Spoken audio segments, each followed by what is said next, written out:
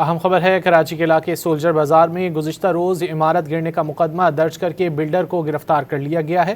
मज़ीद जानेंगे don news के नुमाइंदे मोहम्मद बिलाल खान से। बिलाल बताइए।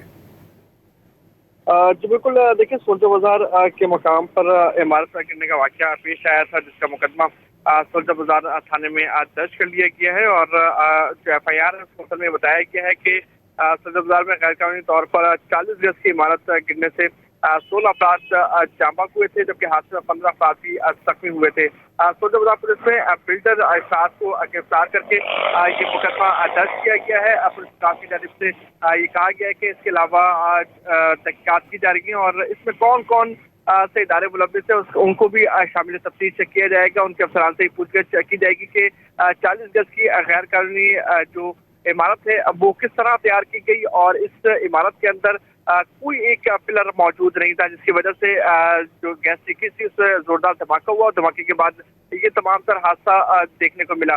पुलिस का ये कहना है कि अभी जो है शाद को गिरफ्तार किया गया है, जबकि इसके जो पार्टनर है वो भी उन्हें भी गिरफ्तार करने के लिए तमाम तर कार्रवाई की जा रही है, लेकिन अभी तक गिरफ्तारी अमल में नहीं आ सकी। मजीद गिरफ्तारी इस FIR में मुतवक्को है। जी बहुत शुक्रिया मोहम्मद बिलाल इन तफसीलात के लिए।